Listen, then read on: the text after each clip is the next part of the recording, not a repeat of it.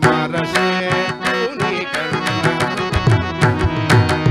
పిదప పురుష సూక్త మంత్రము చదివి పూజలో నతుమా పిదపకంద ఫలాదికము నైవేద్యముగా సంతతంబు నిత్తీరున శ్రద్ధ గొనక వేసట జందగ సంతతంబు నిత్తీరున అశ్రద్ధ గొనక వేసట జంద కాంతదవము తల్పిది వేని ప్రసన్నుడై శివుడు నిన్ను మానసేతుని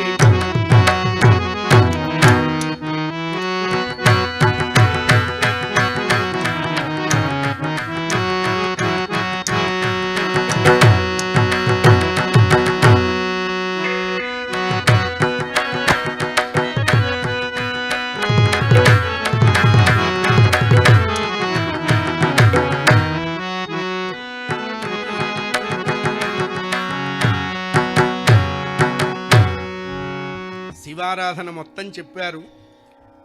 తల్లిదండ్రుల దగ్గరికి తీసుకొచ్చారు. వాళ్ళకి ధైర్యం చెప్పారు. ఇప్పుడు కొద్దిసేపు వదిలిపెడితే రేపు మంచి సుఖాన్ని పొందుతారు. ఇప్పుడు పట్టుకున్నారనుకోండి తర్వాత దుఃఖాన్ని ఆశ్రయించాల్సింది. మీ చిత్తం మీ భాగ్యం అన్నారు. వాళ్ళు సంతోషించారు. మీరిచ్చిన ఆశీర్వచనం జరగటం కోసం మా వాడిని మీతో ఎక్కడికైనా పంపిస్తామన్నారు. ఎక్కడికి తీసుకొచ్చారు అన్నారు. అఖండ గోదావరి తీరం చేర్చారు ఆ పిల్లవాడిని. ఒక మారేడు వనంలోకి ప్రవేశింపజేశారు. ఒక చక్కటి సైకత శివలింగాన్ని తయారు చేయించారు ఆ పిల్లవాడి చేత. నాయనా, బ్రహ్మగారిచ్చినటువంటి ఆయుర్దాయం ముగిసేంత వరకు ఈ శివుడే నీకు సర్వస్వం. నీ ఉచ్ఛ్వాసలో పరమేశ్వరుడు ప్రకాశించాలి, నీ నిశ్వాసలో పరమేశ్వరుని నీవు దర్శించాలి. అంత తీవ్రమైనటువంటి సాధన నీవు చేయటం మొదలు పెడితే కానీ ఈశ్వరానుగ్రహం నీకు పరిపూర్ణంగా దొరకదు నాయనా. మేము ఆశీర్వదించినంత మాత్రాన, అజుడు ఆశీర్వదించినంత మాత్రాన జరుగుతుందనుకోవాక, నీ ప్రయత్నమే నీకు శ్రీరామ రక్షగా ఉంటుంది. షడ్భాగం మానవయత్నం, సప్తమం దైవచింతనం. పిల్లవాడిని అక్కడ వదిలేశారు.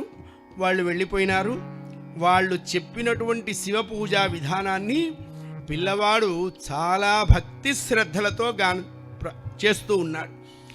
ఈషన్ మాత్రం ఎక్కడా కూడా లోపం చెయ్యట్లేదు, కాలాతిక్రమణం చెయ్యట్లేదు.